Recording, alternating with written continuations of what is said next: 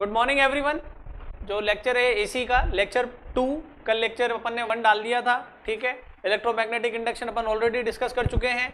Alternating current का ये जो लेक्चर है, इस लेक्चर के अंदर अपन जो डिस्कशन करने वाले हैं बेटा, आज कुछ न्यूमेरिकल्स हैं ताकि अपन उन वैल्यूज को समझ सके जो अपन ने पढ़ी थी, आरएमएस वैल्यू, एवरेज वैल्यू और इंस्टेंटेनियस वैल्यू। आपने जो है एग्जाम्पल दिए थे मैंने करने के लिए, आपने एग्जाम्पल किए नहीं किए ये मुझे पता नहीं है, और मेरे हिसाब से आपको कर लेना चाहिए, फिर आपका हिसाब तो है ही सही। आपसे बोल रहा है find RMS value of the AC current given by I equals to I1 cos omega t, I2 sin omega T.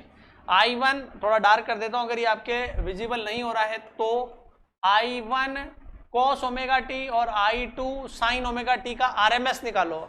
याद करो आरएमएस बताया था मैंने, क्या करते हैं आरएमएस में, square mean and root, square mean and root. बोलो स्क्वायर मीन एंड रूट करो, स्टार्ट हो जाओ।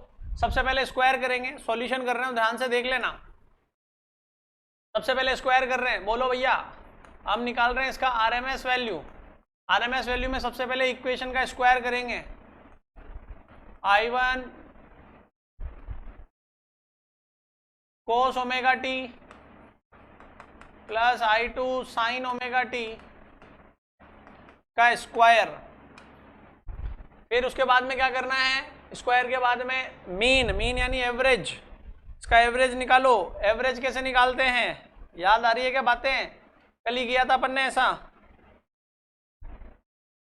क्लास प्रॉपर देख लो, ये लास्ट टाइम है, एग्जाम तो होने हैं तुम्हें पता है ही। इसके बाद ये एवरेज और फिर अंडर रूट, इसका अंडर रूट और करना है अपने को, ये अंडर रूट, ये स्कीम है। अब इस स्कीम के अंदर मामला सेट करो, रखो इनकी वैल्यूज को पुट करो, put the value get the answer. I R M S सबसे पहले स्क्वायर करो, ए प्लस बी का whole square, A square B square, A square plus B square plus, अरे ए प्लस बी का whole square है ना, तो 2I1 I2 cos omega T, आपकी बुक का एग्जांपल है 10.1 है ना, 2I1 I2 cos omega T sin omega T. ये तो हो गया, अपन ने स्क्वायर कर दिया, इसका क्या कर दिया बेटा जी, स्क्वायर। अब अपन को इसका क्या करना है, अंडर रूट, इसका क्या करना है, अंडर रूट, अंडर रूट करो।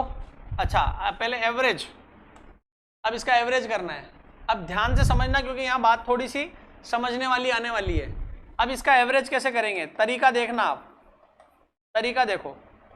एवरेज जो होता है ना वो टाइम के फंक्शन का होगा, पहली बात तो याद रखना, जिसके साथ टाइम लगा होगा उसका एवरेज होता है पहली चीज तो। आप इसको ऐसे लिखेंगे, I1 square cos square omega T, इसका एवरेज इंडिविजुअल लगा दो, cos square omega t plus I2 square sine square omega t plus 2I1 I2 cos omega t sign omega t. और याद करो सुबह तुम्हें एक चीज समझा रहा था चिल्ला चिल्ला के कि बेटा जी देखते हैं खाली है क्या पेज, नहीं है खाली, यहां देखो, देखो अभी इधर ध्यान से समझ लो, ये बात सभी बच्चों को याद रखनी है और ये बहुत आगे काम में आने वाली है तुम्हारे। साइन ओमेगा टी का एवरेज कितना होता है, 0। कोस ओमेगा टी का एवरेज कितना होता है, 0। साइन स्क्वायर ओमेगा टी का एवरेज कितना होता है, साइन स्क्वायर ओमेगा टी का एवरेज कितना होता है, 1/2 कोस स्क्वायर। ये वैसे ही निकाले मैंने, कैसे निकाले वो पूरी इक्वेशन करने के बाद में, पर न्यूमेरिकल में ऐसे थोड़ी होगा कि बार बार इतना सब कुछ करेंगे। ये किसके लिए लिखा है मैंने, ये किसके लिए लिखा है, फॉर कंप्लीट साइकिल, ये है one cycle, one complete cycle के लिए ये बात। अब आ जाओ सॉल्यूशन, देखो कोस स्क्वायर ओमेगा टी 1/2, यही आ जाएगा कि नहीं आएगा, 1/2, इसका एवरेज कोस ओमेगा टी का 0 मल्टीप्लाई 0, सब 0 हो जाएगा ये तो। इनका एवरेज होता है, इनका एवरेज होता है हाफ, इसका एवरेज होता है हाफ, इसका एवरेज हो, इन दोनों का एवरेज होगा 0 इंडिविजुअली दोनों का एवरेज कितना होगा, 0। ये टर्म तो हो जाएगी 0, I1 square by 2, I2 square by 2 बचेगा बस, I1 square by 2, I2 square by 2, तो IRMS की वैल्यू कितनी आएगी, I1 square by 2 plus I2 square by 2, right. और ये सब कुछ किस में होगा, अंडर रूट में। तो आप चाहें तो रूट 2 को कॉमन ले सकते हैं, ये रूट 2 कॉमन आ जाएगा, अरे अंडर रूट तो है ही ना, अंडर रूट तो है ही, अंदर क्या बचेगा, I1 square plus I2 square. तो ये आपके RMS वैल्यू आती है। और 1/√2 चाहें तो 0.707 भी लिख सकते हैं आप, तो आंसर विल बी 0.707 रूट में I1 square plus I2 square. This is final answer. समझ में आ गई बात, सिंपल है, तरीका मैंने समझा दिया है, रिपीट करने की जरूरत नहीं है। रिपीट अगर देखना है तो रिपीट करके देख लेना, ऑनलाइन का यही फायदा है। The RMS value of sinusoidal AC of frequency 50 hertz, 50 hertz है और 200√2 volt. Right the equation for its instantaneous value at the time t। Instantaneous value का मतलब होता है टाइम डिपेंडेंट इक्वेशन लिखनी है। वोल्टेज की टाइम डिपेंडेंट इक्वेशन कैसे लिखी जाएगी वो ध्यान से देखो। तो वोल्टेज होता है Vm साइन ओमेगा t, होता है कि नहीं होता। Vm मतलब पीक वैल्यू, Vm का मतलब क्या होता है, पीक वैल्यू। ये है इंस्टेंटेनियस वैल्यू, ये कौन सी वैल्यू है, इंस्टेंटेनियस वैल्यू। ये कौन सी वैल्यू, इंस्टेंटेनियस वैल्यू। ओमेगा जो होता है वो किसके बराबर होता है, 2πn के, सुना होगा आपने। और t क्या है, ये t हो गया आपका टाइम। तो अगर आपको इंस्टेंटेनियस वैल्यू लिखनी है तो आपको ये इक्वेशन लिखनी पड़ेगी। अब इस इक्वेशन को लिखने के लिए क्या क्या चीजें चाहिए, आपको क्या चाहिए, एक तो चाहिए पीक वैल्यू। बोलो पीक कैसे निकालोगे, ये दे रखा RMS, याद करो पुराने जमाने की बातें अपनी। मैंने आपको बताया था कि RMS बराबर होता है, अब V की बात कर रहे तो V लिख देना, RMS होता है पीक अपॉन √2। अरे बताया था ना, तो बताओ इसका RMS कितना दे रखा है, ये दे रखा है 200√2 RMS। तो Vm विल बी √2 VRMS कितना है 200√2 से मल्टीप्लाई करोगे 2 आ जाएगा, ये आएगा 400 वोल्ट। कितना आएगा बेटा, 400 वोल्ट। मेरे भाई ये जो वैल्यू है ना वो RMS वैल्यू लिख तो रखा है यार। RMS का मान कितना, ये Vm आ गया तुम्हारे पास 400। अब बचा ओमेगा, 50 हर्ट्ज है, कितनी हर्ट्ज है, 50 हर्ट्ज। 50 हर्ट्ज से ओमेगा निकालो, ओमेगा बराबर होगा 2π × n। तो n की वैल्यू कितनी दे रखी है, n की वैल्यू दे रखी है 50 को 2 से मल्टीप्लाई करोगे कितना आ जाएगा 100π। ये 100π रेडियन पर सेकंड। अब बताओ इक्वेशन क्या लिखोगे, तो आंसर होगा V = Vm। Vm का वैल्यू कितना आया 400 साइन ओमेगा गया 100π × t। तो ये आंसर होगा आपका, ये आंसर है। अरे बात समझ में आ गई सब बच्चों के, कैसे करना है इसको, ठीक है। नेक्स्ट क्वेश्चन पे चलते बिना टाइम वेस्ट करे। Find the frequency of AC voltage, find the frequency of AC voltage, frequency निकालनी है। इक्वेशन दे रखी है, 400 साइन 100π t, ये दे रखी है। अभी थोड़ी देर पहले बताकर आया हूं, अरे ये वही वाला हो गया, 50 आंसर आएगा, वही आंसर है। ये कौन सी वैल्यू है, Vm, ये क्या लिखा हुआ है ओमेगा, और ये t। तो बताओ ओमेगा की वैल्यू कितनी होती है, सिंस ओमेगा इज 2πn, तो n will be omega upon 2π। बोलो ओमेगा कितना दे रखा है 100 अपॉन 2π, 100π दे रखा है बच्चों, 100π। तो 100π और 2π कितना हो जाएगा 50 हर्ट्ज। अबे वही क्वेश्चन है, उल्टा हो गया, क्लियर है। नेक्स्ट, सिंपल है इसलिए टाइम वेस्ट नहीं कर रहा। The peak value of AC current in circuit is 5 ampere. Peak value दे रखी है आपको 5 एम्पियर, 5 एम्पियर की पीक वैल्यू है। What will be the value of current given by first AC ammeter and DC ammeter. तो सबसे पहले आपको जो गिवन है वो लिख दो, IM गिवन है, पीक वैल्यू को IM मैक्सिमम 5 एम्पियर। बताओ AC एमीटर कौन सी वैल्यू मेजर करते हैं, याद करो मैंने तुम्हें बताया था AC एमीटर मेजर करते हैं RMS वैल्यू। कौन सी, RMS वैल्यू।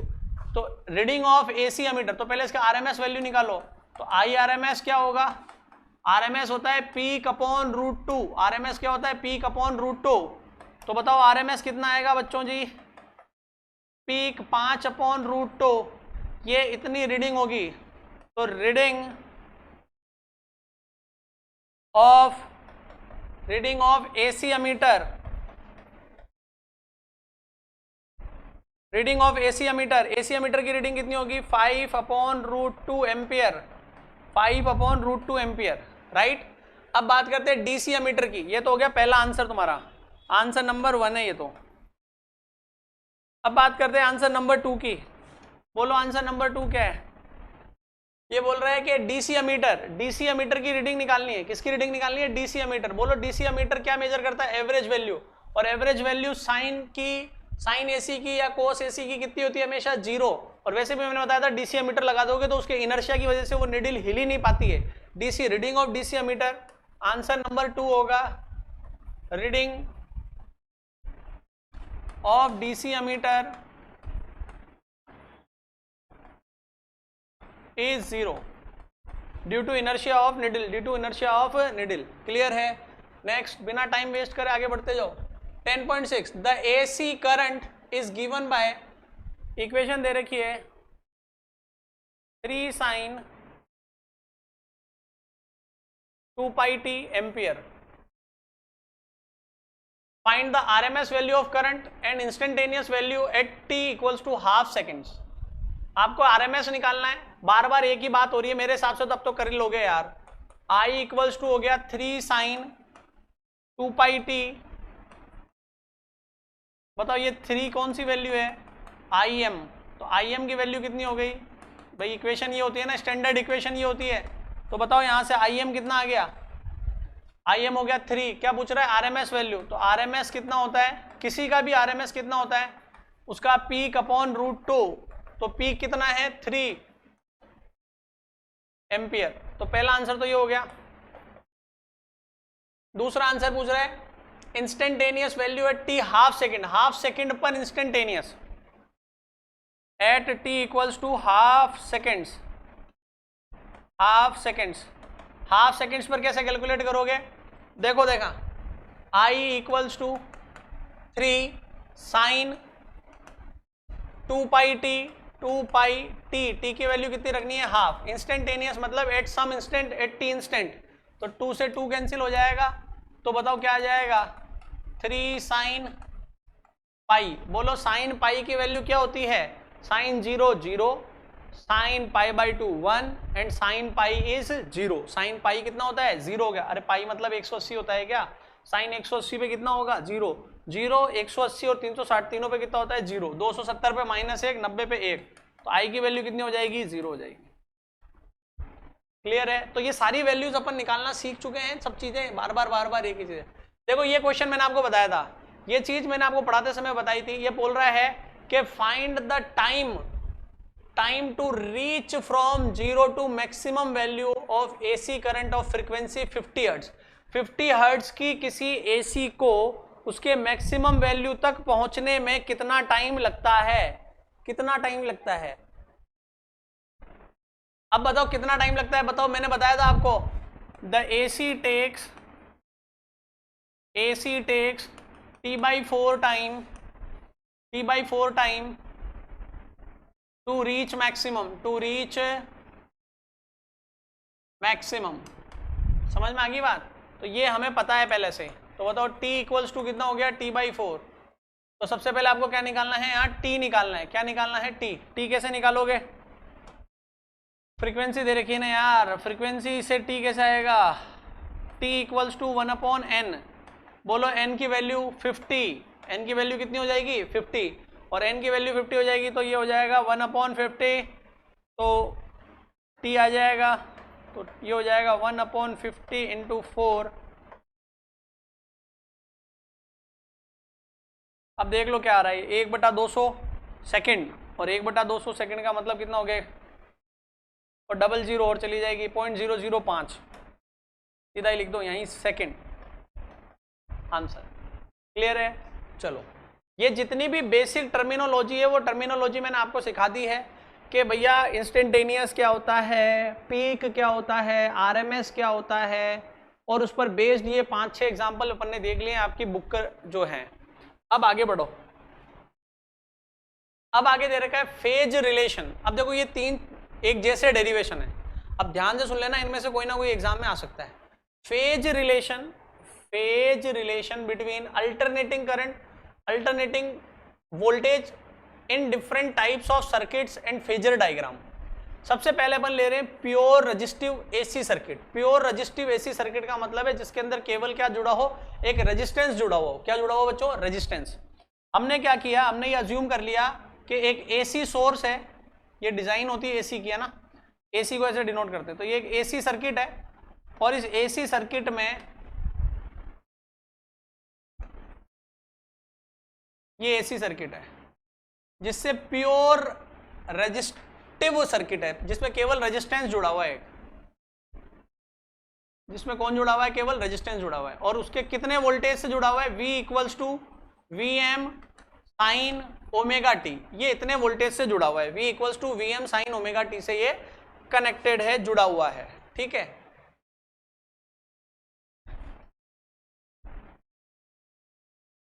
अब ध्यान से सुनो, हमें क्या करना है, हमें करंट की वैल्यू निकालनी है। तो बताओ करंट की वैल्यू कैसे निकालेंगे? करंट की वैल्यू कैसे निकालेंगे? तो भाई एक बात बताओ, तुम्हें ये तो पता होगा कि जो वोल्टेज लगाओगे वो वोल्टेज क्या होता है? वो वोल्टेज मिल जाता है उस चीज को जो आपने अप्लाई कर रखी है। कि भाई अगर आप 10 वोल्ट का सेल लगा रहे हो तो 10 वोल्ट का सेल लगाओगे तो 10 वोल्ट का सेल जो है वो किसको एनर्जी देगा? जो उस सर्किट में जुड़ा है उसको एनर्जी देगा। या फिर अगर आप टाइम पास करना, भाई मैं ये कहना चाह रहा हूं कि ये जो वोल्टेज है, ये वोल्टेज किसको मिल जाएगा? इसको मिल जाएगा। यही वोल्टेज किसके ऊपर जाएगा? इसके ऊपर जाएगा, आर के ऊपर। और टाइम पास करना चाहो तो किरचॉफ का रूल लगा दो। किरचॉफ का रूल क्या कहता है? बोलो। किरचॉफ का रूल कहता है कि एक पूरे लूप में जो वोल्टेज होता है वो कितना होता है? 0 होता है। तो मैं तो सिंपल तरीके से लिख देता हूं। क्या लिख सकता हूं मैं लिख सकता हूं बताओ इसको कितना वोल्टेज मिलेगा? मान लो इसमें करंट कितनी है? आई। करंट की डायरेक्शन इसलिए नहीं बना रहे क्योंकि ये एसी है। एसी के एक बार इधर डायरेक्शन में होती है तो एक बार इधर डायरेक्शन में होगी, तो इसलिए करंट की डायरेक्शन अपन नहीं बनाएंगे। तो अपन क्या कर सकते हैं? By Kirchhoff law, by Kirchhoff's law से क्या लिख सकते हैं? जो वोल्टेज आपने लगाया वो वोल्टेज किसको मिल जाएगा? इसको। या फिर आप ऐसे लिख सकते हैं, एक पूरे सर्किट में जो वोल्टेज होगा वो कितना होगा? 0। इसका वोल्टेज कितना होगा? इसका वोल्टेज कितना होगा बताओ आप मुझे? तो इसका वोल्टेज होगा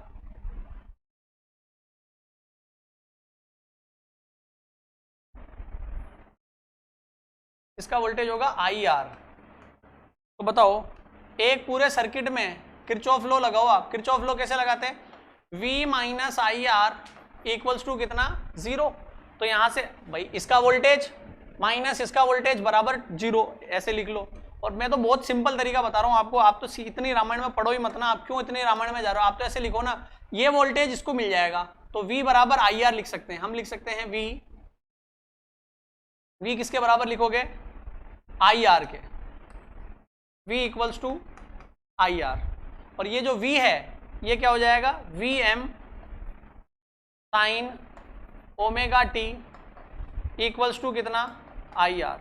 तो आपको क्या चाहिए? हमें I की इक्वेशन चाहिए। तो I की इक्वेशन क्या आ जाएगी? I की इक्वेशन हो जाएगी, नीचे भेज दो R को, साइन ओमेगा टी। और VM upon R, voltage upon resistance, maximum voltage upon maximum resistance क्या हो जाएगा? IM। Let VM upon R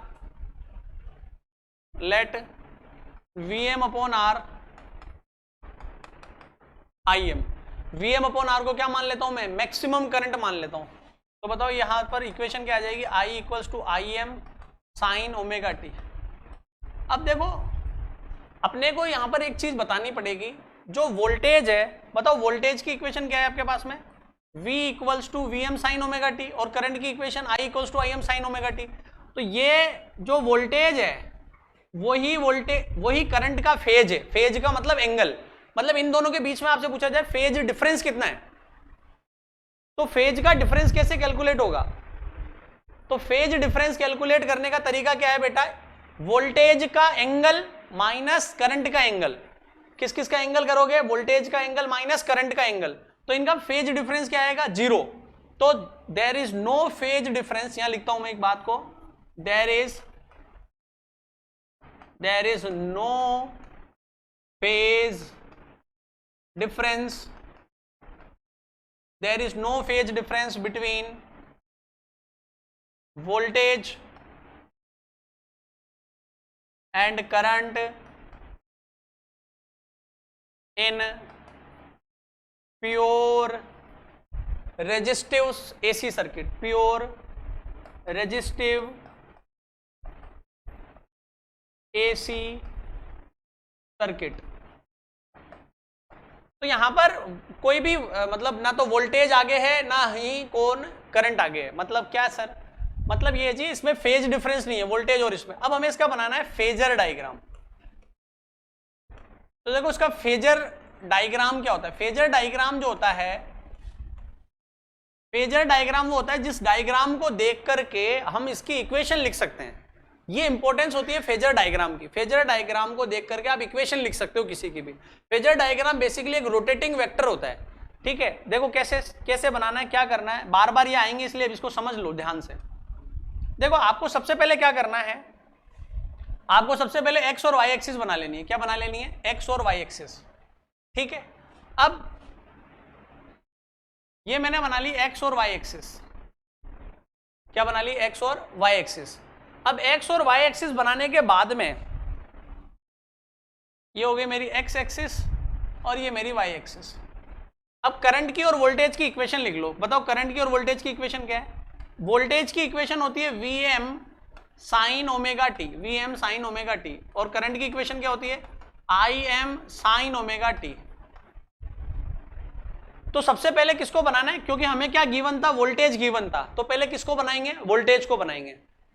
voltage इसमें एक्स एक्सिस से कितने एंगल पर है, ओमेगा टी पर। कितने एंगल पर है, ओमेगा टी। अरे थीटा है ना ये, तो थीटा यहाँ एक्स एक्सिस से थीटा बना दो।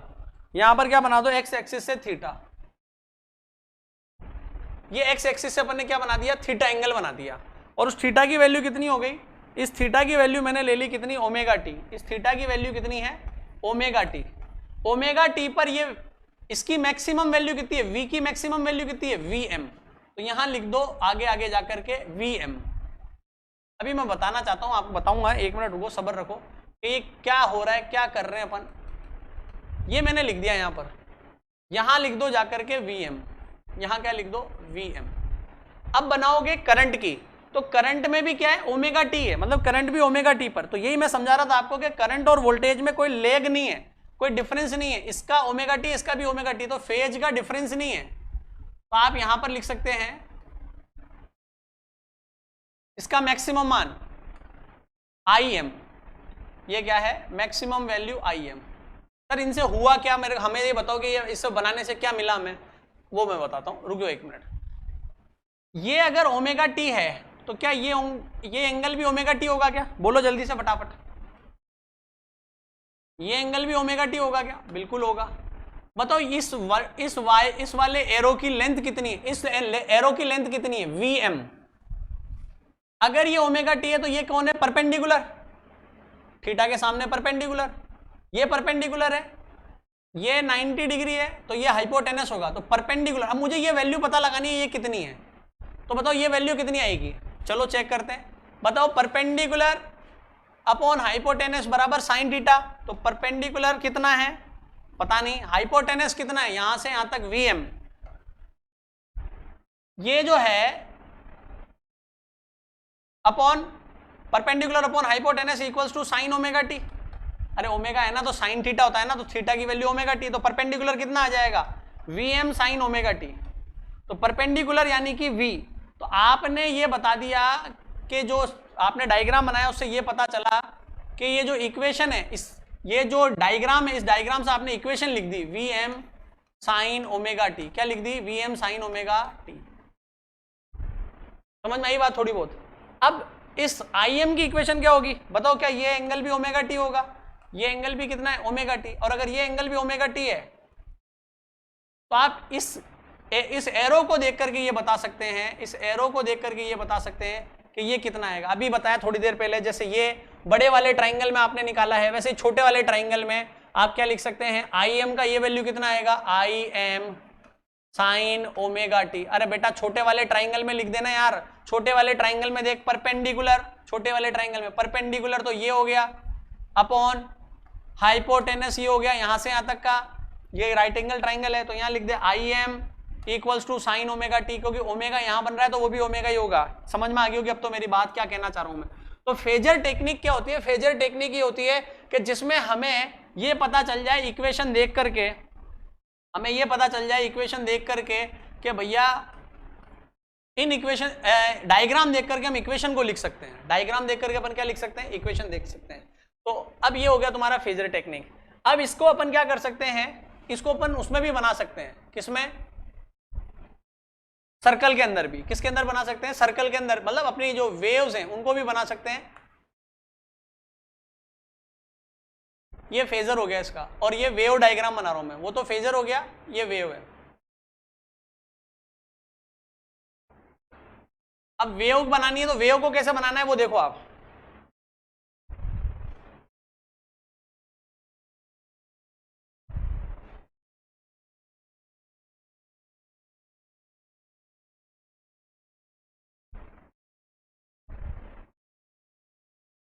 अब देखो वेव को कैसे बनाना है, वेव डायग्राम कैसे बनाना है। देखो आपको ये देखना है वोल्टेज की वेव क्या है, आपको ये देखना है कि वोल्टेज की वेव क्या है। वोल्टेज की वेव है V M sine omega t, और करंट की कितनी है, I M sine omega T, ये अपन लिख चुके हैं। अब आपको कुछ नहीं करना है, आपको यहां पर ये देखना है वोल्टेज में क्या आ रहा है, साइन आ रहा है। तो साइन का जो ग्राफ होता है, ये क्लियर कर लो आप कि जो साइन होता है उसका ग्राफ कैसा होता है। साइन का जो ग्राफ होता है, साइन ओमेगा टी का ग्राफ होता है ये साइन ओमेगा टी है। माइनस साइन आ जाए कभी तो माइनस साइन का ग्राफ ये होगा। अगर आपके सामने कोस आ जाए तो कोस का ग्राफ क्या होगा, ये होगा, ऊपर से स्टार्ट। माइनस कोस आ जाए तो माइनस कोस का ग्राफ ये होगा, नीचे से स्टार्ट, माइनस कोस का ग्राफ ये होगा। अब आप इधर देखो यहां पर क्या आ रहा है, यहां पर आ रहा है वोल्टेज में साइन ओमेगा टी। तो आप कुछ मत करो बेटा, यहां पर साइन का ग्राफ बना दो, साइन का ग्राफ बना दो, बना दिया साइन का ग्राफ। अब करंट है तो करंट का ग्राफ बना दो, करंट में भी साइन ही आ रहा है, करंट में भी क्या आ रहा है, साइन आ रहा है, तो करंट का ग्राफ बना दो, उसमें भी साइन आ रहा है तो साइन का जैसा ही बनाना है। सर सर सर सर एक बात समझ में नहीं, आपने एक को बड़ा बनाया एक को छोटा बनाया, तो बेटा जो आई एम है ना वो क्या है, छोटा है। कैसे पता चला, आई एम जो है वो वी एम अपॉन आर है, तो वी एम अगर 10 होगा और आर का मान अगर 2 भी है तो 10/2 5 हो जाएगा आई एम। तो आई एम छोटा बनाना पड़ेगा और वी एम को बड़ा बनाना पड़ेगा। तो ये जो रेड वाला है इसका मैक्सिमम मान कितना है, आई एम, तो ये एम्पलीट्यूड है। इसका नीचे मैक्सिमम मान कितना हो जाएगा, माइनस आई एम, ये भी मैक्सिमम ही है। और वोल्टेज का मैक्सिमम मान कितना हो जाएगा, बताओ वोल्टेज का मैक्सिमम मान कितना हो जाएगा, Vm, और इधर वोल्टेज का मैक्सिमम मान क्या हो जाएगा, माइनस Vm। तो ये वेव फॉर्म है। अच्छा यहां देखो मैंने सुबह सिखाया था, याद करो, अगर आप चाहें तो टी के साथ बना सकते हैं। अगर टी के साथ बनाना चाहोगे तो क्या आएगा यहाँ पे, t/4, t/2, 3t/4, और यहाँ कितना आ जाएगा t, एट लास्ट t आ जाएगा। और अगर ओमेगा टी यानी एंगल के साथ बनाना चाहते हो तो एंगल के साथ में क्या बताया था मैंने, यहाँ बताओ फटाफट, π/2, पाई, 3π/2 और 2π। ओमेगा टी के साथ बनाना चाहते हैं तो ऐसा आएगा। तो ये फेजर डायग्राम और ये वेव फॉर्म वगैरह वगैरह आपके समझ में आ जाना चाहिए। अब अपने को हर बार यही काम करना है, पहले हम करंट की इक्वेशन निकालेंगे और अब फिर उसके बाद में अपन किसकी निकालेंगे, उसके बाद में अपन निकालेंगे फेजर टेक्निक से, फेजर डायग्राम से वापस वही करंट की इक्वेशन। अब देखो दोबारा आपको क्या दे रखा है यहाँ पे, एक प्योर इंडक्टर कौन होता है, कॉइल। जो भी मैंने आपको बताया था ना, एक straight wire has only resistance. अगर स्ट्रेट वायर को थोड़ा सा ऐसा लपेट दें तो उसके पास में एक प्रॉपर्टी आ जाती है जिसको अपन क्या कहते हैं, इंडक्टेंस की प्रॉपर्टी आ जाती है। तो अभी देखो आप, अपन यहाँ पे एक सर्किट ले रहे हैं, ये एक सर्किट है,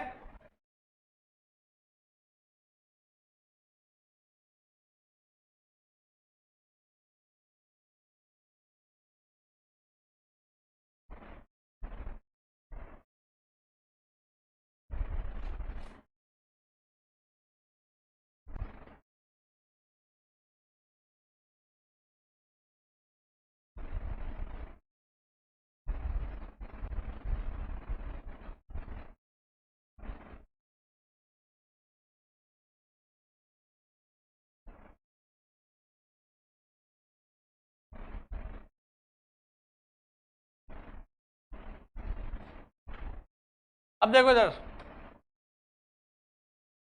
ये एसी सोर्स है V equals to V M sine omega t का, और यहां पे लग रहा है इंडक्टर, ठीक है। इस इंडक्टर का सेल्फ इंडक्टेंस L है।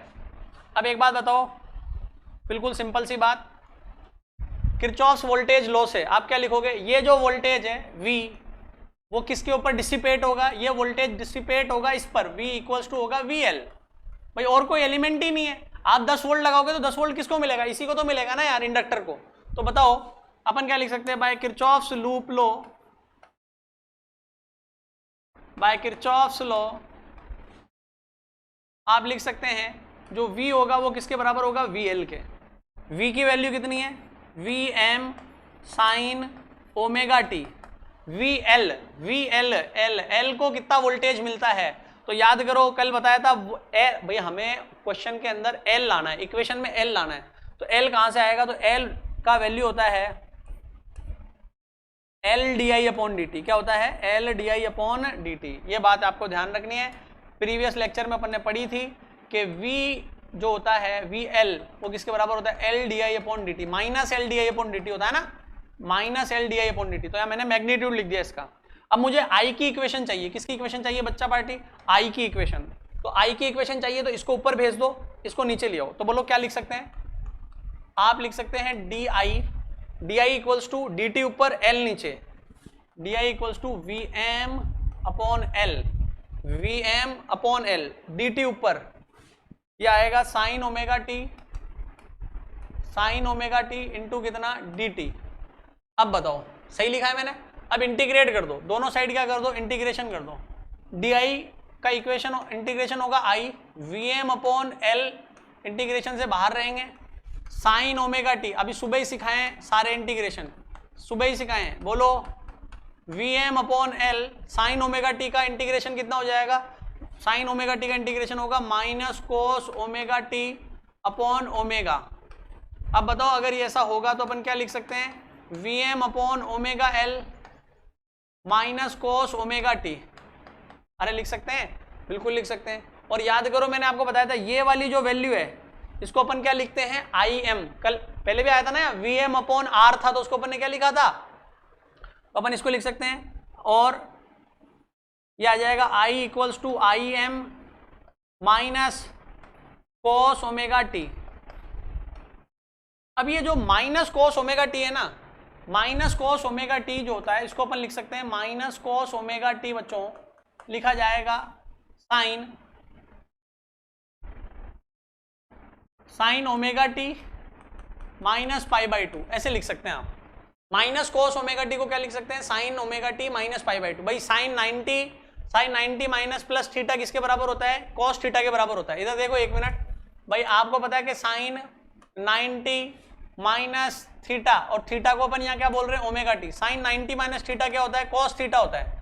तो अगर अपन दोनों साइड माइनस से मल्टीप्लाइज करें तो क्या आएगा, minus sine theta, minus sine theta होता है साइन माइनस थीटा, तो ये जाएगा साइन माइनस अंदर माइनस 90 प्लस थीटा बराबर हो जाएगा माइनस कोस थीटा, तो 90 हो जाएगा पाई बाई टू और थीटा हो जाएगा ओमेगा। तो अपन क्या लिख सकते हैं, अपन लिख सकते हैं sine omega T minus pi by two, 90 को लिख रहा हूं मैं, equals to minus cos theta, theta को लिख रहा हूं ओमेगा टी। अरे समझ में आ गई बात। तो sine 90 minus theta, sir plus theta क्यों नहीं लिया, साइन 90 प्लस, अगर 90 प्लस थीटा ले लेते तो हमारा जो ओमेगा है फ्रीक्वेंसी वो माइनस में आ जाती। अगर आप जो मैथमेटिक्स वाले बच्चे देख रहे होते हैं वो क्या दिमाग लगाते हैं, सर 90 प्लस थीटा भी तो कोस थीटा होता है, आपने ऐसे क्यों लिखा। तो मेरे भाई मैंने इसलिए लिखा यहाँ पर क्योंकि अगर यहाँ प्लस ले लूंगा ना मैं, फिर माइनस से मल्टीप्लाई करूंगा तो मेरा ये जो थीटा है ना वो नेगेटिव आ जाएगा। थीटा नेगेटिव आना मतलब फ्रीक्वेंसी नेगेटिव, फ्रीक्वेंसी होती है रिवोल्यूशन पर सेकंड, चक्कर लगाने की संख्या। अब चक्कर या तो लग रहे हैं या नहीं लग रहे, जीरो नेगेटिव में चक्कर नहीं हो सकते, क्लियर है। तो ये बात होती है इसकी। तो अपन क्या कर सकते हैं, कोस माइनस कोस की जगह अपन क्या लिखेंगे, sign omega T minus pi by to. आप तो ऐसे याद रख लो, कोस आएगा माइनस कोस आएगा तो माइनस पाई बाई टू, अगले वाले उसमें बायो वाले बच्चों के लिए बता रहा हूं, माइनस कोस आएगा तो माइनस पाई बाई टू और प्लस कोस आएगा तो प्लस पाई बाई टू, बस इतना सा। तो बताओ यहां क्या लिखा हुआ था, I M minus cos omega T, I M minus cos omega T. तो अपन लिख सकते हैं I equals to I M minus cos omega T की तरह लिख दो sine omega T minus pi by two. तो बताओ फेज डिफरेंस कितना आया? फेज का डिफरेंस है माइनस पाई बाई टू। अब देखो याद रखने का तरीका बता रहा हूं, इस माइनस का मतलब होता है लैग करना, लेगिंग मतलब बिहाइंड। माइनस का मतलब है यहां पर बिहाइंड और लैग करना, बिहाइंड और लेगिंग। तो बिहाइंड और लेगिंग, और ये इतना एंगल से पाई बाई टू से। तो अपन क्या समझ रहे हैं इसको? अपन क्या लिख सकते हैं? ये सिर्फ तुम्हें याद रखने का तरीका बता रहा हूं मैं।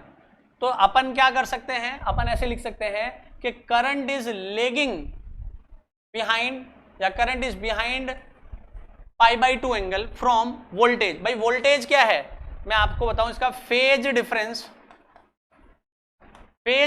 निकालना है। फेज डिफरेंस क्या होता है? Phase of voltage minus phase of current. तो बताओ वोल्टेज की फेज क्या है? अब इतना लंबा करने की जरूरत नहीं है आपको। वोल्टेज क्या है? Sign omega t. Sign omega T की फेज, इसकी फेज कितनी है? Omega T. तो आप यहां लिखोगे omega T minus phase of current. Current की फेज है omega T minus pi by two, minus से मल्टीप्लाई होगा तो minus omega t plus pi by two. तो ये पाई बाई टू का डिफरेंस आ गया। तो अब इतना लंबा करने की जरूरत नहीं है। अब मैं आपको तरीका बता रहा हूं, सीधा तरीका याद रखो आप। यहां पर इस माइनस का मतलब याद रख लो आप। किसका मतलब याद रख लो? माइनस का। कि माइनस का क्या मतलब है यहां पर? लेगिंग और बिहाइंड। माइनस का क्या मतलब है? लैग करना या बिहाइंड, पीछे की तरफ होना। आप ये बात याद रख लें कि माइनस का मतलब होता है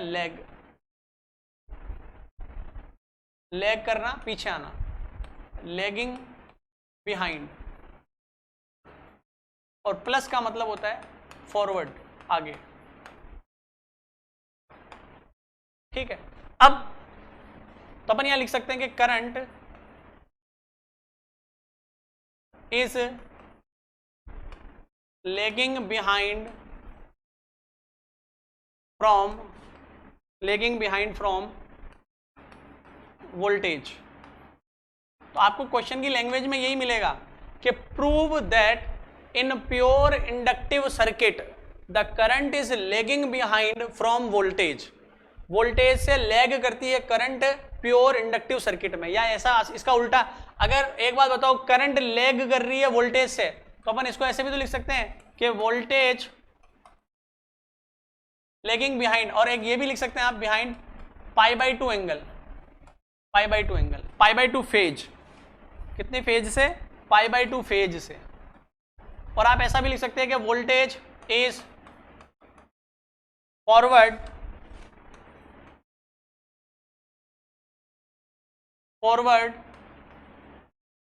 bye pi by two phase.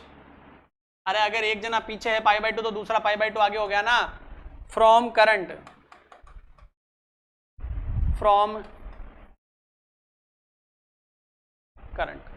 Clear होगी बात सबके? अब आगे आ जाओ। अब अपन को इसको क्या बनाना है? इसके वही डायग्राम बनाने हैं अपने को।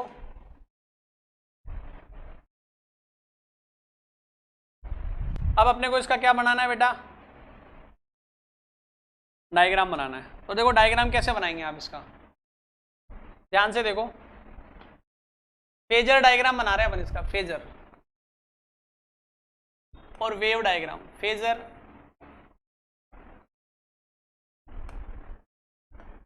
फेजर कैसे बनाना है मैंने क्या बताया था आपको?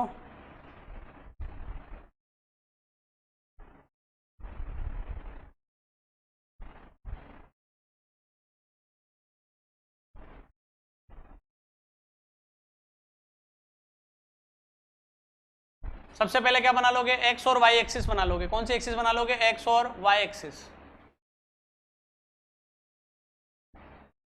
ये होगी तुम्हारी एक्स और वाई एक्सिस। एक्स और वाई एक्सिस बना लिया आपने। एक्स और वाई एक्सिस बनाने के बाद में क्या करना है आपको? अब ध्यान से सुनना है। एक्स और वाई एक्सिस बनाने के बाद में आपको ध्यान से सुनना है। मैंने बोला था सबसे पहले इक्वेशन लिख लिया करो। क्या लिख लिया करो? इक्वेशन। बताओ वोल्टेज की इक्वेशन क्या आई तुम्हारे पास? वोल्टेज की इक्वेशन आई है सर हमारे पास V = VM sin omega t और आई की इक्वेशन क्या आई है, I M sine omega T minus pi by to, ये इक्वेशन आई है हमारे पास में। अब आपको क्या करना है, पहले क्या करना है, ये वोल्टेज जो है वो ओमेगा टी एंगल पर है, तो पहले वोल्टेज बनाओ ओमेगा टी एंगल पर। कितने एंगल पर, ओमेगा टी एंगल पर।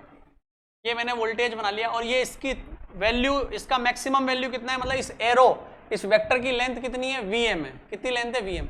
फिर वही बात, अब बार बार प्रूव नहीं करूंगा, यहां से आप डॉट डॉट लाइन से इसको मिलाओगे तो आपको पता है ये एंगल क्या होगा और इसकी वैल्यू क्या आएगी, इसकी वैल्यू आएगी V M sine omega T. अरे अभी तो बताया था, परपेंडिकुलर अपॉन हाइपोटेनस। अब दूसरा, अब करंट को कैसे खींचे, तो करंट ओमेगा टी है माइनस पाई बाई टू, तो माइनस का मतलब जैसे वहां तो पहचानने वाले तरीके में तो क्या था, लेगिंग बिहाइंड, वैसे फेजर के अंदर माइनस का मतलब क्या होगा, क्लॉकवाइज। याद रखना, इस माइनस का जो मतलब मैंने बताया ना, लेगिंग बिहाइंड, और जब फेजर बनाओगे तो फेजर बनाते समय पर इसका मतलब है क्लॉकवाइज, क्लॉकवाइज सेंस में आपको वेक्टर को घुमा देना है। और पॉजिटिव का मतलब क्या होगा, एंटी क्लॉकवाइज, पॉजिटिव का मतलब एंटी क्लॉकवाइज, आप वेक्टर को एंटी क्लॉकवाइज घुमा देंगे। अभी क्या आ रहा है, माइनस पाई बाई टू, तो माइनस का मतलब क्लॉकवाइज। अभी वोल्टेज यहां पर है, या जीरो से आ जाओ, जीरो से omega T minus pi by two, तो माइनस का मतलब होगा भाई यहां से ओमेगा टी ऊपर, अब omega T minus pi by two, तो पाई बाई टू नीचे आ जाएंगे अपन, ये पाई बाई टू आ गया, मैं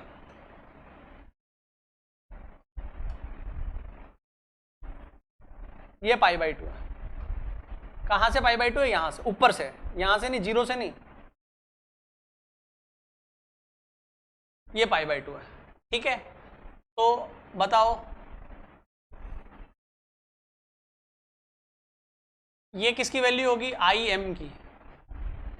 अरे ओमेगा टी और ये क्या है 90, तो बताओ ये बीच का डिफरेंस कितना आएगा, ये कितना आएगा, ये आ जाएगा सर 90 माइनस ओमेगा टी। याद है क्या, यही आया था 90 minus omega T, 90 minus theta, फिर अपन ने इसको क्या लिखा था, माइनस कोस थीटा, आपको याद होगा, अभी चेक कर लो, ये 90 माइनस थीटा आएगा तो ये भी 90 माइनस थीटा आएगा। तो यहाँ पर जब लिखोगे ना बेटा, तो यहाँ पर जब लिखोगे ना तो ये पता है क्या आएगा, ये आएगा आई M sine omega T minus pi by to.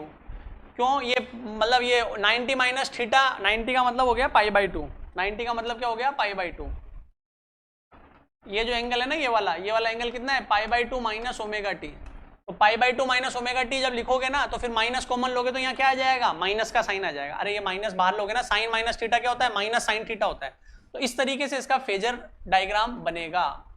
कुछ नहीं करना तुम्हारे को, इतनी लंबी रामायण में मत उलझो, मैं तो तुम्हें सिंपल सी बात बताऊं, साइन ओमेगा टी, यहां से ओमेगा टी ऊपर बना दो, omega T minus pi by two, तो ओमेगा टी में से इधर माइनस पाई बाई टू लियो, तो omega T minus pi by to हो जाएगा, अपने आप तुम्हारा खेल क्लियर हो जाएगा। यहाँ पाई बाई टू का मतलब यहाँ से पाई बाई टू नीचे आ जाओ, सॉरी ऊपर से पाई बाई टू कितना आ जाओ, नीचे आ जाओ, बस इतना सा काम आपको करना है। अब वेव फॉर्म बनानी है, तो वेव डायग्राम कैसे बनाना है आपको, देखो वेव के लिए मैंने क्या बोला था, इक्वेशन से बनाएंगे। साइन की डायग्राम, साइन की वेव आ रही है तो साइन बना दो, यहाँ क्या बना दो, साइन। ये अपन ने बनाई सबसे पहले,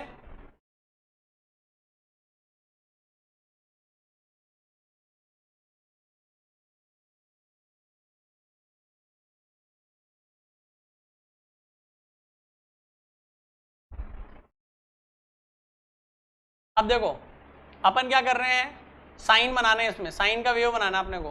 कैसे, क्यों साइन का बनाना है, क्योंकि जो वोल्टेज की इक्वेशन है, याद करो वोल्टेज की इक्वेशन क्या थी, वोल्टेज की इक्वेशन थी V equals to V M sine omega t, और करंट की इक्वेशन क्या है, I M sine omega T minus pi by two. Sine omega T minus pi by two को जब सोल्व करोगे तो कितना आएगा, minus I M cos omega T. अरे कोस माइनस में आएगा, अभी तो बताया था sine omega T minus pi by two क्या होता है, माइनस कोस ओमेगा टी होता है, इसीलिए यहाँ पर ये pi by two minus omega T आ रहा है, समझ गए ना, इसीलिए आ रहा है ये। अब देखो तुम्हें क्या करना है, साइन का वेव बना देना है, तो साइन का वेव बना दो, ये साइन का वेव बना दिया अपन ने, इसका मैक्सिमम, ये टाइम के साथ बना रहे हैं अपन, तो ये इसका मैक्सिमम वैल्यू वोल्टेज है, पहले वोल्टेज बनानी है, ये वोल्टेज है, तो ये वोल्टेज का मैक्सिमम मान और ये वोल्टेज का मिनिमम मान, ठीक है। अब अब बनाना है करंट, तो current sign omega T minus pi by 2 में तो आपके लफड़ा है, आप आराम से इससे बनाओ माइनस कोस ओमेगा टी, तो माइनस कोस ओमेगा टी का ग्राफ आपका आराम से बन जाएगा। बताओ माइनस कोस ओमेगा टी कैसे बनाओगे, माइनस में कोस, कोस ऊपर से शुरू होता है और माइनस कोस नीचे से शुरू होगा, तो नीचे से शुरू करते हुए ऐसे, ये वाला। फिर वही सवाल आपके दिमाग में कि सर ये चीज जो है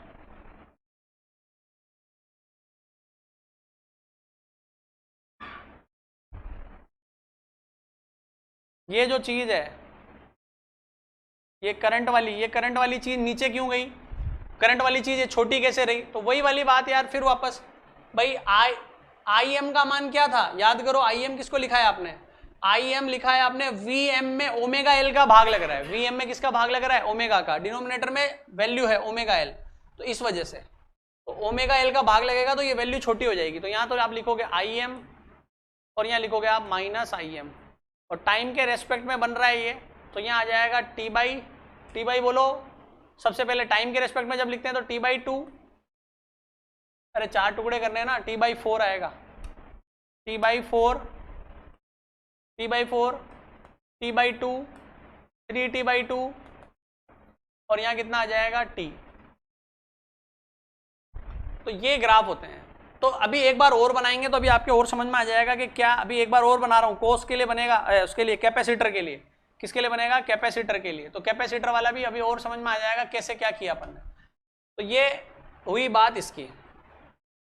अब बात करते हैं किसके लिए, प्योर कैपेसिटिव प्योर कैपेसिटिव। अच्छा यहाँ पर एक चीज और समझनी है अपने को, वो देखो आप, एक सेकेंड, यहाँ अपने को एक चीज और समझनी है कि जो आपने इसको लिखा ना, एक सेकेंड, यहां नोट, हमने आई एम क्या लिखा है, हमने आई एम लिखा था V M upon omega L. तो याद करो ओम्स लॉ क्या कहता है, आई जो होता है ना वो होता है वोल्टेज, आई होता है वोल्टेज अपॉन नीचे रेजिस्टेंस, होता है कि नहीं होता है। तो अगर इसको ओम्स लॉ से कंपेयर करें तो ये वोल्टेज अपॉन नीचे रेजिस्टेंस, अब रेजिस्टेंस तो यहाँ लगा हुआ ही नहीं है, यहाँ तो इंडक्टर लग रही है, तो फिर क्या लिखा जाए, तो फिर हमने इसके लिए एक अलग सिंबॉलिक रिप्रेजेंटेशन दे दिया कि वी एम अपॉन नीचे जो चीज आएगी, ऊपर तो वोल्टेज आएगा और नीचे जो चीज आएगी उसको रेजिस्टेंस लिखते हैं। तो हमने एक नया नाम दे दिया इसको, रेजिस्टेंस के लिए एक नया नाम दे दिया इसको हम बोल रहे हैं एक्स एल, इंडक्टिव, मतलब रेजिस्टेंस ही है, इसका यूनिट क्या होता है, एक्सएल का यूनिट क्या होता है, अभी बता रहा हूं, एक्सएल का यूनिट ओम ही होता है। तो व्हाट इज एक्सएल, एक्सएल क्या है, इंडक्टिव रिएक्टेंस, इंडक्टिव रिएक्टेंस। और बताओ इसका क्या नाम, अच्छा इसका यूनिट क्या होगा, यूनिट होगा इसका ओम, सेम एज इट इज। और एक्सएल जो होता है वो किसके बराबर है, ओमेगा एल के। किसकी जगह लिखा है तुमने, एक्सएल को किसकी जगह लिखा है, ओमेगा एल की जगह, तो एक्सएल किसके बराबर होगा, ओमेगा एल के बराबर होगा। और अगर एक्सएल ओमेगा एल के बराबर है तो ओमेगा क्या होता है, 2 पाई एफ इंटू एल। यानी अगर आपसे कोई ग्राफ पूछ ले, एक नंबर का ग्राफ आ सकता है बेटा आपके कि एक्सएल जो है वो फ्रीक्वेंसी पर डिपेंड है, किस पर डिपेंड है, फ्रीक्वेंसी पर। तो एक्सएल प्रोपोर्शनल है किसके, एफ के, एक्सएल प्रोपोर्शनल है किसके, एफ के। एक पेज और ले लेते हैं, XL is proportional to F. तो एफ के अगर प्रोपोर्शनल है तो इसके अगर ग्राफ प्लॉट किया जाए तो जैसे जैसे फ्रीक्वेंसी बढ़ेगी वैसे वैसे एक्सएल क्या होता जाएगा, बढ़ सकता है। तो ये ग्राफ है, ध्यान रखना, एक नंबर का बोर्ड में आ सकता है। इसके अलावा एक पॉइंट तो ये हो गया, दूसरा पॉइंट क्या, एक्सएल प्रोपोर्शनल है एफ के, तो फॉर डीसी सर्किट्स, बोलो डीसी सर्किट्स में क्या होता है, डीसी सर्किट की सुबह बताया था फ्रीक्वेंसी कितनी होती है, 0। डीसी सर्किट की फ्रीक्वेंसी कितनी होती है, 0। तो अगर फ्रीक्वेंसी 0 होगी और एक्सएल प्रोपोर्शनल एफ है तो डीसी के लिए एक्सएल का वैल्यू कितना होता है, 0 होता है। तो ये याद रखना, आपसे डायरेक्ट पूछा जा सकता है। नंबर तीसरा point, for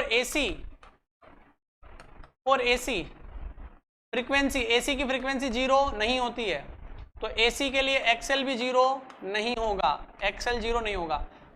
even XL is proportional to F, यानी कि हायर फ्रीक्वेंसी, जिसकी फ्रीक्वेंसी ज्यादा होगी उसका एक्सएल क्या होगा, ज्यादा होगा। मतलब हायर फ्रीक्वेंसी के लिए क्या होगा, एक्सएल जो होगा ज्यादा होगा। समझ में आ गई बात? हायर फ्रीक्वेंसीज के लिए एक्सएल की वैल्यू क्या होगी, ज्यादा।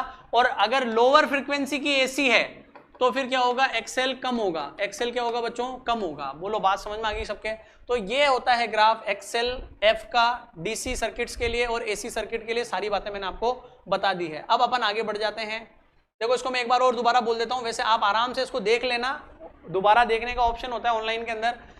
देखो क्या करा हमने, जो वोल्टेज लगा रहा है वो किसको मिल गया, इंडक्टर को। V equals to VL, VL की वैल्यू -L di/dt, मैंने मैग्नीट्यूड रख दिया, क्रॉस मल्टीप्लाई कर दिया, इंटीग्रेशन साइन का minus cos upon omega, omega बाहर माइनस कोस आया, माइनस कोस को लिख सकते हैं साइन ओमेगा टी -π/2। इसके बारे में भी मैंने बड़े डिटेल में बताया था, पीछे आप देख सकते हैं आराम से कैसे आया ये। अब उसके बाद माइनस के मैंने मतलब बताया, जब फेजर बनाओगे तो माइनस का मतलब क्लॉकवाइज है, और जब लाइन लिखनी होगी तो उसका मतलब लेगिंग बिहाइंड है, और पॉजिटिव का मतलब एंटी क्लॉकवाइज या फॉरवर्ड होता है। फिर उसके बाद में आपको वोल्टेज की इक्वेशन देखनी है, sign omega T, x axis से ओमेगा टी ऊपर चले जाओ। फिर उसके बाद यहाँ ओमेगा टी -π/2, ओमेगा टी से π/2 नीचे आ जाओ, तो ओमेगा टी से π/2 अपन नीचे आ गए, तो ये omega T -π/2 minus omega T हो जाएगा। समझ में आ गई बात? अब यहाँ क्या लिख सकते हैं अपन, यहाँ पर ये लिख सकते हैं, यहाँ पर क्या लिख सकते हैं, ये वैल्यू तो हो गई Vm साइन ओमेगा टी, ये वैल्यू हो गई Im साइन ओमेगा टी। बात खत्म, सिंपल सी बात है। और ये वाला डायग्राम बनाने के लिए क्या करना है, साइन का साइन बना दो, माइनस कोस है नीचे से स्टार्ट कर दो, आई हमेशा कम रहेगी, वोल्टेज हमेशा ज्यादा रहेगा। अब आ जाओ नेक्स्ट है प्योर कैपेसिटिव, मतलब जिसके अंदर केवल कैपेसिटर जुड़ा हुआ हो। तो अगर केवल कैपेसिटर जुड़ा हुआ है तो बताओ यहाँ पर क्या होगा, अगर ये केवल कैपेसिटर जुड़ा हुआ है तो क्या इक्वेशन बनेगी और क्या हिसाब किताब होगा। देखो ये एक कैपेसिटर जोड़ा है अपन ने,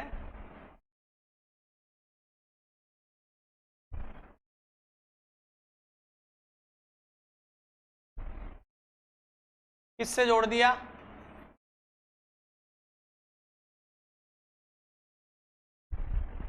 सी से।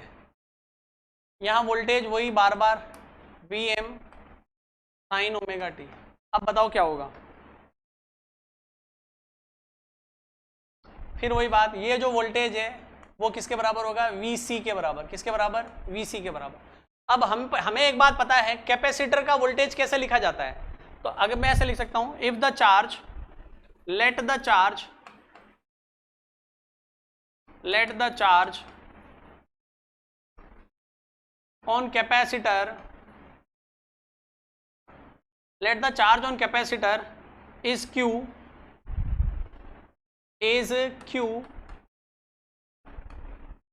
and capacitance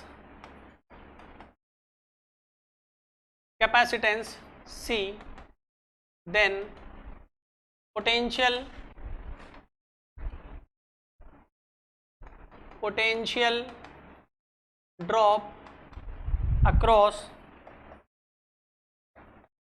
कैपेसिटर बताओ इसके ऊपर पोटेंशियल कितना आएगा। आपने सुना होगा, याद हो तो, Q equals to CV। Q किसके बराबर होता है, CV के। तो V बराबर किसके आ जाएगा, Q अपॉन C के। तो मैं लिख सकता हूँ VC equals to Q upon C। ये हो जाएगी इक्वेशन नंबर 1। और ये VC ही किसके बराबर है, V, मतलब जो इस पर वोल्टेज आएगा वो किसने दिया, इसी ने तो दिया है। तो VC बराबर क्या लिखा जा सकता है, V। तो हम लिख सकते हैं VC equals to, since VC equals to V, तो अपन क्या लिख सकते हैं बताओ, VC की value Q upon C, V की value Vm sine omega T. ये कैसे आया, बाय किरचॉफ्स लॉ। किरचॉफ ने ऐसा बताया था कि जो भी वोल्टेज लगाओगे वो उसके बराबर ही होगा। अब बताओ यहां से Q उधर ले जाओ या C उधर ले जाओ, तो ये आ जाएगा CVm साइन ओमेगा टी। हमें करंट की इक्वेशन चाहिए, तो डिफरेंशिएट कर दो विद रेस्पेक्ट टू dt। तो हम इसको लिख सकते हैं, और differentiate dq upon dt constant बाहर निकाल लो, CVM D by D T sign omega T. बताओ साइन ओमेगा टी का डिफरेंशिएशन क्या होगा? D Q upon D T current.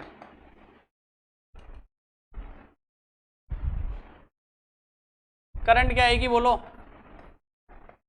CVM sign omega t का डिफरेंशिएशन। अब डिफरेंशिएशन आया बेटा, पहले अपन ने इतनी देर क्या किए थे? इंटीग्रेशन किए थे। साइन ओमेगा टी का डिफरेंशिएशन होगा कोस ओमेगा टी इंटू, वहां डिफरेंशिएट इंटीग्रेशन में क्या कर रहे थे? डिफरेंशिएशन करके डिवाइड में लिख रहे थे, यहाँ डिफरेंशिएशन करके मल्टीप्लाई में लिखते हैं, तो ये इसका डिफरेंशिएशन होगा ओमेगा कोस ओमेगा टी। तो इसको ऐसे लिख सकते हैं आप, I equals to omega C V M cos omega T. अरे ओमेगा पहले लिख लिया, अब बताओ इसको मैं नीचे ले जा रहा हूं, ऐसे लिखा जा सकता है कि I equals to V M 1 upon omega C. नीचे क्यों ले जा रहे हैं? क्योंकि हमें पता है v upon something equals to resistance, नीचे जो आता है वो रेजिस्टेंस हो जाता है, तो इसको रेजिस्टेंस बनाने के लिए ऐसा किया अपन ने। और कोस ओमेगा टी, तो इसको, इस पूरे को अपन क्या कर लेते हैं? आई एम कंसिडर कर लेते हैं। मैंने इसको कंसिडर कर दिया आई एम। यहां क्या करा अपन ने? Let I M equals to V M upon 1 upon omega C. तो बताओ क्या आएगा? आई इक्वल्स टू हो जाएगा I M cos omega T, I M cos omega t. बोलो आएगा कि नहीं आएगा? अब मैंने आपको एक तरीका बताया था कि बेटा प्लस कोस आ जाए तो ऐसे लिख सकते हो आप इसको, I M sine omega T, minus cos आता तो minus pi by two, plus cos आ रहा है तो प्लस पाई बाई टू। याद रखने का सिंपल तरीका है बायो वाले बच्चों के लिए। तो आई M sine omega t plus कितना आ जाएगा? पाई बाई टू। तो फिर यहाँ प्लस आ रहा है, तो प्लस के दो मतलब बताए थे, एक तो एंटी क्लॉकवाइज तो फेजर में, और यहाँ प्लस का मतलब क्या होगा? फॉरवर्ड। तो अपन लिख सकते हैं current is forward by pi by two angle या phase, pi by two phase from voltage. और इसका उल्टा भी लिख सकते हो, आपसे ऐसे ही पूछेंगे, ध्यान रख लेना। अब अपन को क्या बनाना है? इसका फेजर बनाना है। क्या बनाना है इसका? फेजर। खाली है ना, स्लाइड खाली पड़ी है तो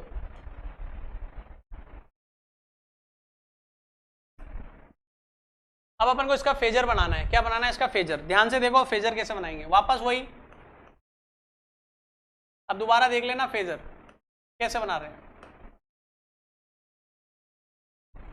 सबसे पहले आप क्या करोगे? एक लाइन खींची आपने स्ट्रेट, एक्स और वाई एक्सिस बना लेना। सबसे पहले क्या बना लेना? एक्स और वाई एक्सिस। एक्स ये बना ली आपने, वाई एक्सिस बना ली। अब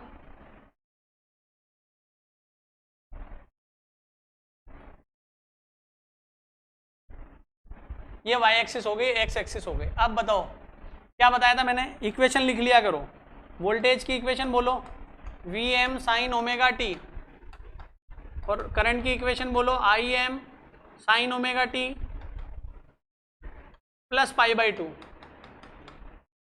पहले सबसे पहले ओमेगा टी बना दो यहाँ पे करंट का, सॉरी सबसे पहले वोल्टेज बनाते हैं वी एम, कितने एंगल पर? ओमेगा टी पर। अब वोल्टेज ओमेगा टी के बाद में है प्लस पाई बाई टू, तो पहले ओमेगा टी फिर प्लस पाई बाई टू, यानी इससे पाई बाई टू आगे जाना है। तो इससे पाई बाई टू आगे चलो, ये आगे पाई बाई टू आगे, ये एंगल कितना डिग्री होगा? पाई बाई टू होगा। ये एंगल कितना होगा बच्चों? पाई बाई टू, ठीक है ना? तो ये हो गया पाई बाई टू।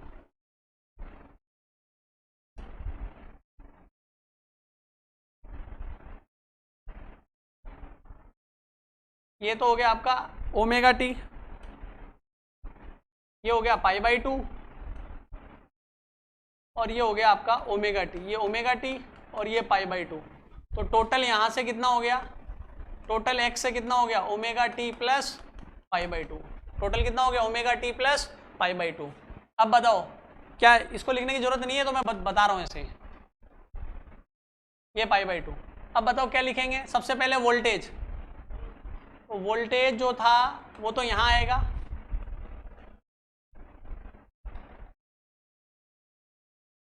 वोल्टेज V की इक्वेशन क्या आई थी? V M sine omega t. और करंट की इक्वेशन, करंट की इक्वेशन क्या है? करंट की इक्वेशन आ जाएगी I M sine omega T, I M sine omega t plus pi by two. बस एरो लगा के ऐसे लिख दिया करो, बार बार सोल्व करने की जरूरत नहीं, एक बार बता दिया ना आपको। तो ये इस तरीके से बनाया जाएगा इसका फेजर। और अगर इसका वेव डायग्राम बनाए तो वेव में क्या करना था, क्या बोला था मैंने, सबसे पहले आप क्या कर लो, वही एक्स और वाई एक्सिस बना लो। ये बना लिया अपन ने एक्स और वाई एक्सिस,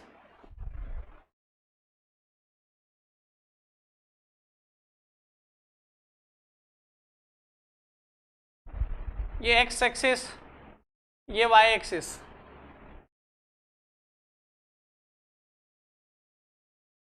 ठीक है, अब क्या करो, सबसे पहले वोल्टेज देखो, वोल्टेज की इक्वेशन क्या है, साइन ओमेगा टी। तो यहां पर साइन ओमेगा टी का ग्राफ बना दो, क्या बना दो, साइन ओमेगा टी, ये साइन का हो गया। अब इसका मैक्सिमा लिख दो, साइन का मैक्सिमा,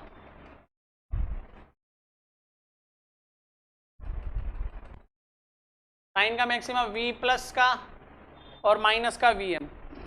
उसके बाद वोल्ट करंट, करंट में क्या है, माइनस पाई बाई टू, और इस माइनस पाई बाई टू को मैंने क्या बताया था, बोलो प्लस जब आता है तो प्लस का कोस, तो कोस ओमेगा टी। इस चीज को अपन ऐसे भी लिख सकते हैं। तो जब वेव बना रहे हो तो प्लस कोस, प्लस कोस मतलब अब ग्राफ यहां से स्टार्ट होगा। ये एग्जैक्ट एक जगह पर आनी चाहिए ना, कोशिश तो करना, नहीं आए तो फिर तो कोई बात नहीं।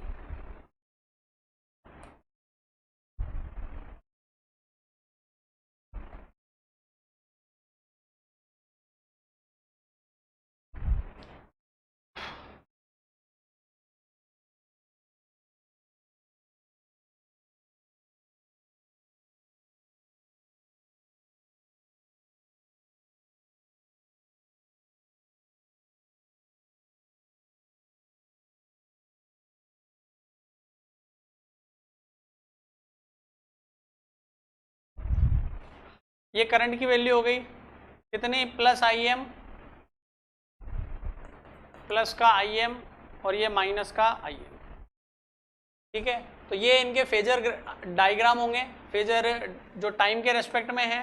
तो बताओ यहाँ क्या लिख सकते हो, T by 4, T by 2, 3t/4, और यहाँ क्या लिख सकते हो, टी। ठीक है, और अभी अपन ने याद करो स्टार्टिंग में यहाँ पर क्या मान रखा था, 1/ओमेगा सी। अपन ने क्या माना था, I M equals to V M upon 1/ओमेगा सी। तो अपन क्या, इसको आई एम को अपन ऐसे लिख सकते हैं, देखो आपने क्या मान रखा था, हमने माना है I M equals to V M upon 1/ओमेगा सी। और मैंने तुम्हें बताया था ऊपर आता है वोल्टेज और नीचे क्या आता है, रेजिस्टेंस। अब रेजिस्टेंस आर तो लिख नहीं सकते, कैपेसिटर लग रहा है, आर कैसे लिख दें। तो फिर अपन ने इसको एक नया नाम दे दिया एक्स सी। इसको अपन क्या कहने लग गए, एक्स सी। एक्स सी क्या है, एक्स सी को नाम दिया अपन ने कैपेसिटिव रिएक्टेंस, वो था इंडक्टिव रिएक्टेंस। ये किसका वैल्यू आ गई आपके पास में, एक्स सी की। एक्स सी कितना हो गया, 1/ओमेगा सी, और ओमेगा बराबर कितना होता है, 2πf इंटू सी। अब बताओ इसकी यूनिट भी क्या होगी, ओम होगी। क्या होगी इसकी यूनिट, ओम। और फिर बताओ अपन क्या लिख सकते हैं, एक्स सी, एक्स सी किसके बराबर है, 1/2πf सी के। तो यहाँ पर तीन बातें करी जा सकती है। पहली बात तो ये ग्राफ, इसका ग्राफ बोलो कैसा आएगा, एक्स सी इनवर्सली प्रोपोर्शनल है फ्रीक्वेंसी के, यानी फ्रीक्वेंसी बढ़ेगी तो एक्स सी क्या होगा, डिक्रीज होगा। तो ग्राफ कैसा आएगा, ये एफ और ये एक्स सी, अगर फ्रीक्वेंसी बढ़ाओगे तो एक्स सी डिक्रीज होगा, ऐसे इनवर्सली प्रोपोर्शनल। दूसरी बात अपन क्या लिख सकते हैं यहाँ पे, दूसरी बात क्या लिख सकते हैं, for DC circuits, DC circuits के लिए फ्रीक्वेंसी कितनी होती है, 0। और डीसी सर्किट की अगर फ्रीक्वेंसी 0 होगी तो बताओ एक्स सी कितना आएगा, इनफाइनाइट। यानी डीसी करंट के लिए कितना रेजिस्टेंस लगाता है, ये इनफाइनाइट रेजिस्टेंस लगाता है डीसी के लिए। कैपेसिटर डीसी को जाने नहीं देता है। और तीसरा, for AC circuit, for AC circuits for AC circuit. तो एसी सर्किट के लिए क्या होगा, एसी का हिसाब किताब क्या होगा, तो एसी के लिए होगा, क्या होगा, एफ नॉट इक्वल टू 0, तो एफ नॉट इक्वल टू 0 तो X not equal to infinite, बल्कि X C inversely proportional to F है, इसका मतलब ज्यादा एफ कम, ये बात होगी किसके लिए, एक्स सी के लिए। ओके ठीक है, तो ये आज का लेक्चर रखेंगे। कल अपन जो है इनके पावर के डायग्राम बनाएंगे और आरएलसी सर्किट को अपन आरएल आरसी अभी अकेला अकेला पढ़ा है, फिर इनको एक साथ पढ़ेंगे। इनको एक साथ, इसको नोट्स जरूर बना लेना, पीडीएफ आपको रेगुलर मिलती जाएगी। ठीक है, ओके, थैंक यू।